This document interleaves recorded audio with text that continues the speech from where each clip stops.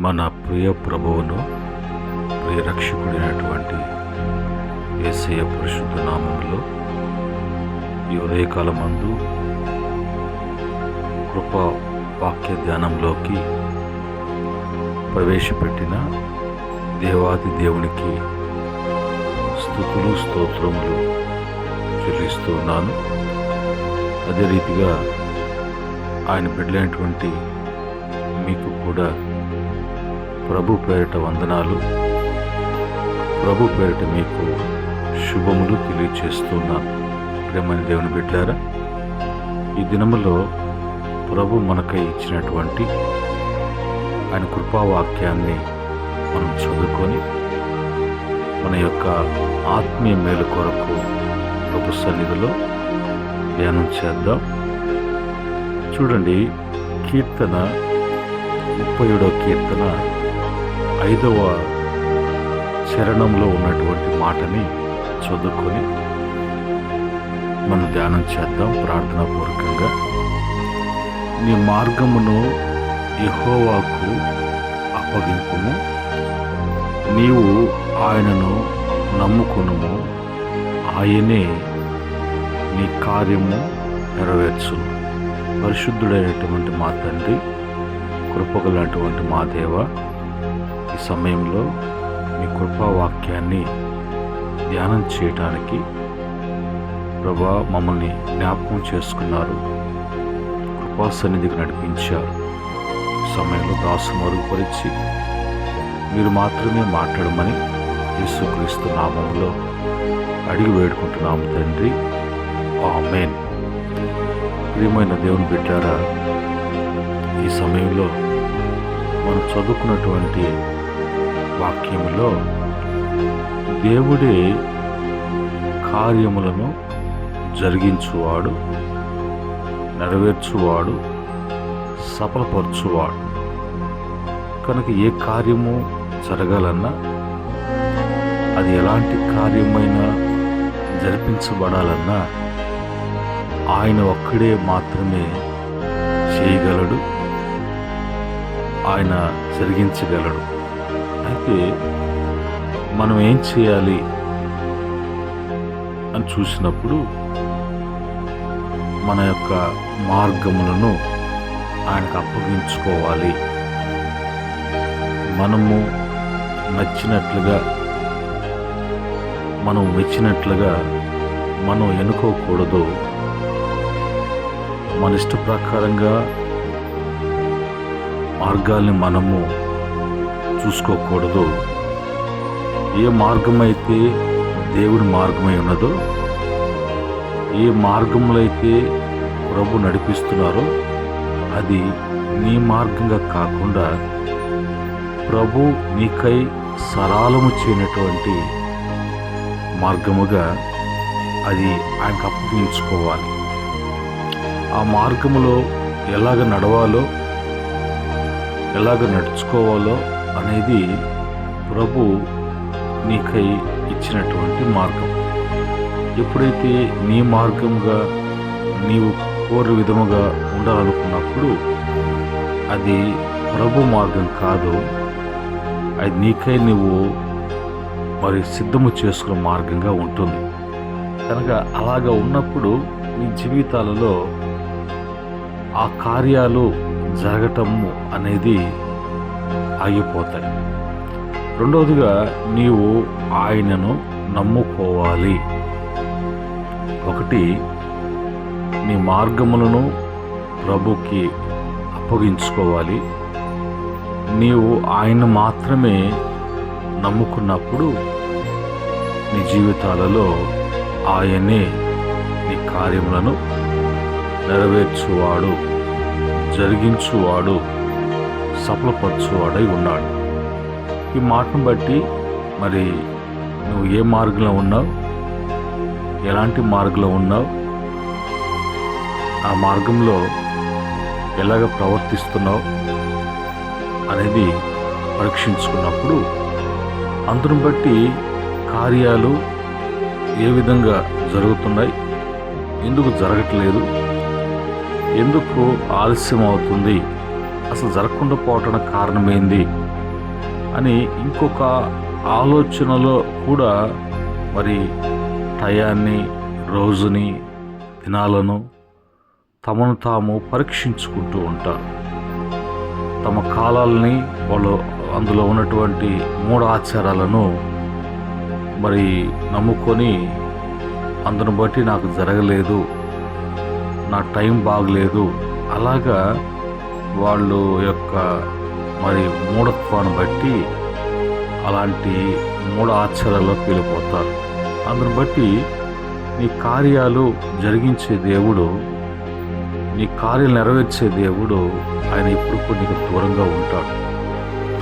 బైబిల్లో నుంచి మనం చూసినప్పుడు కీర్తన 14వ కీర్తన 1వ చరణంలో దేవుడు లేడని బుద్ధిహీనులు తమ హృదయములలో అనుకుందురు, వారు చెడిపోయిన వారు అసహ్య కార్యములు చేదురు, మేలు చేయుడు ఒకడును లేడు అని రాయబడింది.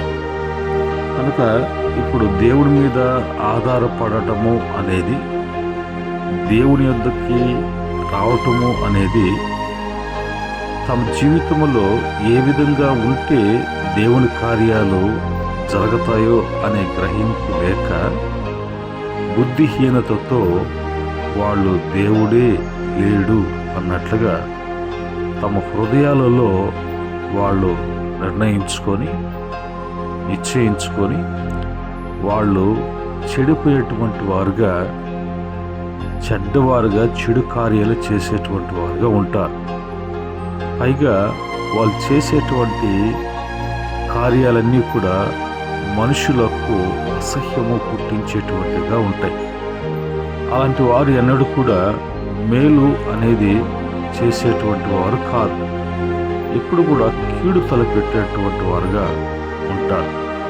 అయితే మనము ఎలాగుండాలి, ఏ విధంగా చేయాలని వాక్యం చెప్తున్నప్పుడు మన వాక్యాన్ని చూసి ఆ వాక్యాన్ని బట్టి ప్రభు వైపు చూస్తూ ముందుకు సాగాల్సిందే. కానీ ఒక్కోసారి మరి ఎదుటి వాళ్ళు చూసి వాళ్ళతో పోల్చుకుంటూ ఉంటారు.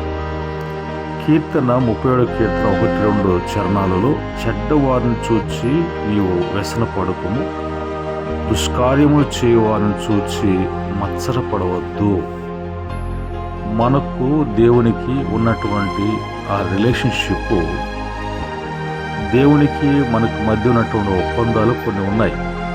ప్రభు మనకి ఆయన నిబంధన చేసినటువంటి దేవుడిగా, వాగ్దానం చేసినటువంటి దేవుడిగా, ఆయన యొక్క వాగ్దాన పూర్తులుగా మనం వర్ధిల్లటానికి ఏమి ఏర్పాటు చేశాడో ఆ విధంగా ఉండాలి. కానీ ఎదుటి వాళ్ళతో పోల్చుకొని మనం బలహీన కాకూడదు. వాళ్ళ గురించి బైబిల్ చెప్తున్న గడ్డి వల్లే వాళ్ళు ఎండిపోతారు, వాడిపోతారు, రాలిపోతారు, వాళ్ళు కనిపించరు. ఎందుకంటే వాళ్ళు దేవుని మీద ఆధారపడేటువంటి వారు కాదు కదా. వాళ్ళలో బుద్ధిహీనతను బట్టి వాళ్ళ ప్రవర్తన విధానము సరికాదు కదా. అలాంటి వారి విషయంలో ఇప్పుడు కూడా మనము జాగ్రత్త కలిగి ఉండి అలాంటివి ఇప్పుడు కూడా చేయకుండా చూసుకోవాలి. కనుక దేవుని వాక్యాన్ని బట్టి మరి బైబిల్లో ఇశ్రాయేలు ప్రజల గురించి కీర్తనలో ప్రభు రాయించారు. వాళ్ళు ఐగుప్తులో బానిసలుగా ఉన్నారు, వాళ్ళ యొక్క మార్గాలు మూయబడ్డాయి. వాళ్ళు బ్రతికే భారమైపోయి మూలుగులతో, నిట్టూర్పులతో జీవిస్తున్నటువంటి దినాలు అవి. అయితే ప్రభు ఆశ్చర్యకరముగా ఆయన యొక్క బాహుబలాన్ని బట్టి ఐగుప్తు బానిసత్వం నుంచి విడిపించి వారిని ప్రభు పాలు తేనెలు ప్రవహించేటువంటి దేశాన్ని తమ యొక్క మార్గము సరళం చేస్తూ ఆయన ముందును వెనుకను ఆవరిస్తూ వారి ముందుగా దహించు అగ్నిగా మెట్టుకున్నటువంటి ప్రాంతాలను, మార్గాలను సరళం చేస్తూ నడిపిస్తున్నటువంటి దేవాతి దేవుని యొక్క గొప్ప కార్యాలు వాళ్ళు చూస్తూ ఆ కార్యాలు వాళ్ళ అవసరతలు తీరిన వెంటనే దేవుని మర్చిపోయినటువంటి జనాలుగా కనిపిస్తున్నారు. 106వ కీర్తన 13వ చరణంలో, ఆయనను వారు ఆయన కార్యములను వెంటనే మర్చిపోయిరి, ఆయన ఆలోచన కొరకు కనిపెట్టకుండా పోయిరి. అంటే ఆయనకి అవసరం ఉన్నప్పుడే దేవుడు అన్నట్లుగా తమ అవసరం తీరిన వెంటనే ఆయన చేసిన కార్యాన్ని మర్చిపోతూ మరి ఆయన విషయంలో ఆలోచన చేసినటువంటి వారుగా లేరు. అందుకనే వాళ్ళు నష్టపోయారు, ప్రాణ నష్టం తెచ్చుకున్నారు, కుటుంబాలు కోల్పోయాయి. ఆ తరమును దేవుడు తీసివేసి 40 సంవత్సరాలలో అరణ్యంలో వాళ్ళు ఉంచి ఒక నూతన జనాన్ని ప్రభు తిరిగి సిద్ధపరిచి ఆయన మాట ఇచ్చిన దేవుడిగా, వాగ్దానం చేసినటువంటి దేవుడిగా ఆ యొక్క పాలు తేనెలు ప్రవహించేటువంటి ఆ వాగ్దాన భూములకు ప్రభు నడిపించాడు. కనుక కార్యాలు ఎందుకు జరగట్లేదు, కార్యాలు నెరవేర్చబడకుండా పోవడం కారణమైంది. దేవుడు వలనే కార్యాలు జరుగుతాయి. కనుక జరగకుండా పోవడానికి కారణమైంది. జరగాలంటే ఏం చేయాలి? ఎప్పుడు కూడా బుద్ధిహీనతతో ఎప్పుడు కూడా ప్రవర్తించకూడదు. బలహీనులుగా దేవుని గురించి అనాలోచనతో ఎప్పుడు కూడా నడుచుకోకూడదు. జాగ్రత్త పడి ఉండాలని. అయితే దేవుని యొక్క కార్యాలు జరగాలి అనంటే దేవుడు ఎవరి జీవితాలలో తన కార్యాలను ఆయన సఫలపరిచేటువంటి వాడుగా ఉంటాడు అనేది మనం వాక్యం నుంచి మనం చూసినప్పుడు ద్వితీయోపదేశకాండము 10వ అధ్యాయము 20-21 ఉన్నటువంటి వచన ప్రకారంగా, నీ దేవుడైన యెహోవాకు భయపడి ఆయనను సేవించి ఆయన్ని హత్తుకొని ఆయన నామమున ప్రమాణము చేయవలెను. ఆయనే నీకు కీర్తనీయుడు. నీవు కన్నులారా చూచుచుండగా భీకరమైన ఆ గొప్ప కార్యములను నీ కొరకు చేసెను. నీ దేవుడు ఆయనే. కనుక ఇది క్రమము. ఇది మరి నీకు ఇచ్చినటువంటి ప్రభు మరి ఒక ఆజ్ఞగాను ఒక హెచ్చరికగాను నీవు క్రమపరచబడటానికి ఇవ్వబడినటువంటి మాట. కనుక ఆయనకు భయపడకుండా, ఆయన సేవించకుండా, ఆయన హత్తుకొని మరి ఆయనతో ఒక ప్రమాణం చేసినటువంటి వారుగా ఒక నిబంధన అనేది లేకుండా ఎలాగ సాధ్యపడుతుంది? ఆయన కీర్తనీయుడు.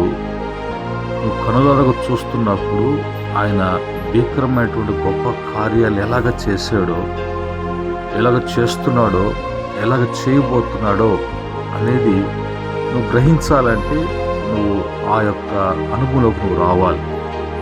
కనుకనే ఆయనే నీకు దేవుడై ఉన్నాడు, నీ దేవుడు ఆయనే అనేది తెలుసుకోవాలి.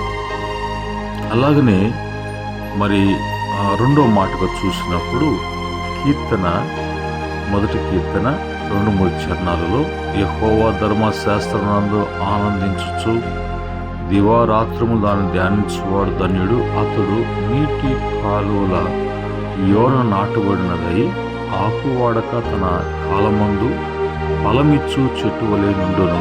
అతను చేయనిదంతయు కూడా సఫలమగును. సఫలపరిచే దేవుడు వారికి ఉన్నాడు. ఆ కార్యం జరిగించేటువంటి దేవుడు వాళ్ళ పక్షంగా ఉన్నాడు. వాళ్ళ జీవితంలో ఆయన కార్యాలు జరుగుతాయి. ఎందుకంటే ఆయన ఆశ్రయదుర్గంగా ఉన్నాడు. ఆయన కార్యములు సంపూర్ణము. ఆయన చర్యలన్నీ కూడా న్యాయమైనటువంటివి. ఆయన నిర్దోషమైనటువంటి నమ్ముకునదగిన దేవుడు. ఆయన నీతిమంతుడు, యథార్థవంతుడైనాడు. కాబట్టి నీ విషయంలో ఎన్నడూ కూడా లోటు, లోపము అనేది ఏది కూడా మరి కలగకుండా చూసుకునేటువంటి మంచి దేవుడు, గొప్ప దేవుడు. అలాంటి దేవుని గురించి అవగాహన లేకుండా ఇలాంటి వాక్యపు అనుభవంలోకి రాకుండా మరి కార్యాలు జరగాలి అంటే ఎలాగ జరుగుతాయి? ఈరోజు మరి వాక్యం చెప్పినట్లుగా మనము నడుచుకున్నప్పుడు ఆటోమేటిక్గా దేవుని కార్యాలు జరుగుతాయి. ఏ విధంగా అన్నప్పుడు చూడండి, కీర్తన 33వ కీర్తన 8-9 చరణాల ప్రకారంగా లోకులందరూ యెహోవా యందు భయభక్తులు నిలపవలెను, భూలోక నివాసులందరూ ఆయనకు వెరవవలెను. ఆయన మాట సెలవీయగా దాని ప్రకారం ఆయన ఆజ్ఞాపించగానే కార్యాలన్నీ కూడా స్థిరపరచబడెను. అది ఆ భయభక్తులు లేకుండా ఉంటే ఎలాగా ఆయన ఆజ్ఞాపిస్తాడు, ఎలాగ నీ జీవితంలో కార్యాలు జరిగించి స్థిరపరుస్తాడు అనేది ఆలోచన చేయాలి. రెండవదిగా మనం చదువుకున్నట్లు 37వ కీర్తన 5వ చరణం ప్రకారంగా నీ మార్గం యెహోవాకు అప్పగించుకోవాలి, నీవు ఆయన్ని నమ్ముకోవాలి, ఆయనే నీ కార్యాలు నెరవేర్చువాడు. మూడవదిగా వచ్చినప్పుడు మరి వాక్యం చూపినట్లుగా 57వ కీర్తన 2వ చరణంలో మహోన్నతుడైన దేవునికి నీ కార్యము సఫలం చే దేవునికి నీవు మొర్రపెట్టేటువంటి వాడుగా దానిగా ఉండాలి. ఆ తర్వాత మరి 4వదిగా చూసినప్పుడు 107వ కీర్తన 8వ చరణంలో ఆయన కృపను బట్టి నరులకు ఆయన చేయు ఆశ్చర్య కార్యములను బట్టి వారు యెహోవాకు కృతజ్ఞతాస్తుతులు చెల్లించుదురుగాక. నీ జీవితంలో స్తుతి ఉండాలి, నీ జీవితంలో ప్రార్థన ఉండాలి, నీ జీవితంలో ఆయన నమ్ముకొని అప్పగించుకొని ఆయన యొక్క మరి హస్తముల నీడలో ఉండాలి, కింద ఉండాలి. ఆయన యందు ఎప్పుడు కూడా భయభక్తులు కలిగి ఉండాలి. కనుక ఈ క్రమంలో నీ కార్యములు ఆయన్నే నెరవేర్చువాడు. ఇది క్రమం. ఈ క్రమంలో ప్రభు జీవితాల్లో ఆ దినాలలో ఐగుప్తులో మరి ఇశ్రాయేలు పక్షంగా దేవుడు అనేకమైనటువంటి కార్యాలు జరిగించారు. అబ్రహాము శారా విషయంలో మరి సైన్స్ కూడా అంతుపట్టినటువంటి గొప్ప కార్యము ఆ వృద్ధాప్యంలో మరి వాళ్ళ గర్భఫలం కలిగి ఉండడం. మరి కానానులో ప్రభు చేసినటువంటి కార్యం, వివాహములో ఆయన నీటిని ద్రాక్షరసంగా మార్చినటువంటి శక్తిమంతుడు. లాజరు మరణించి 4 దినాలు అయినప్పటికీ కూడా దేవుని యొక్క అద్భుత కార్యము ఆయన సజీవులుగా లేపినట్లుగా మనం చూస్తున్నాం. అలాగనే మరి బైబిల్ చూసినప్పుడు ఆయన కార్యములు ఎన్నెన్నోగా ఉన్నాయి. అన్నీ కూడా ఆయన యొక్క మరి మహా శక్తిని బట్టి, బాహుబలాన్ని బట్టి నెరవేర్చినట్లుగా, జరిగించినట్లుగా, సఫలపరచబడినట్లుగా చూస్తున్నాం. ఈ క్రమంలో ఈరోజు వాక్యము ఉదయకాలపు కృపావాక్య ధ్యానంలో ఆయన్నే నీ కార్యములు నెరవేర్చువాడు. ఆ క్రమంలో ప్రభు మీకు, మీ కుటుంబాలలో, మీ జీవితాలలో ఆయన కార్యము నెరవేర్చునుగాక, నీ కార్యములు నెరవేర్చి స్థిరపరచునుగాక. ప్రేమగల తండ్రి, పరిశుద్ధుడా, వందనాలనైనా ఈ ఉదయకాలమందు కృపావాక్య ధ్యానములో మీరే మా జీవితాలలో కార్యాలు జరిగించాలి. కానీ అది మనుషులకి అసాధ్యము, కానీ మీకు సాధ్యము అని నిరూపించుకున్నటువంటి గొప్ప దేవుడు. నీవు తప్ప మరొక దేవుడు లేడని విశ్వసిస్తున్నాం. మా మార్గాలు అప్పగించుచున్నాం, మిమ్మల్ని నమ్ముకుంటున్నాం. మీరే చేయాలి, మాకు ఎవరు కూడా లేరు నాయనా అన్నట్లుగా ప్రతి బిడ్డ కూడా నీ పాద సన్నిధికి వచ్చి వాళ్ళ బిడ్డలు వాక్యాన్ని బట్టి సరి చేసుకొని వాళ్ళు ఈ కార్యం చూసినట్లుగా కార్యం జరిగించమని యేసుక్రీస్తు నామములో అడిగి వేడుకుంటున్నాం తండ్రి. ఆమేన్. పరమ తండ్రి దేవుని యొక్క ప్రేమ, రక్షకుడైనటువంటి యేసుక్రీస్తు వారి కృప, పరిశుద్ధాత్మ యొక్క అన్ని సహవాసం, కృపా వాక్య ధ్యానంలో దేవుని సన్నిధిలో కూడినటువంటి బిడ్డలకును సకల పరిశుద్ధులకు ఆయన దాసులకు సదా తోడే నడిపించునుగాక. ఆమేన్.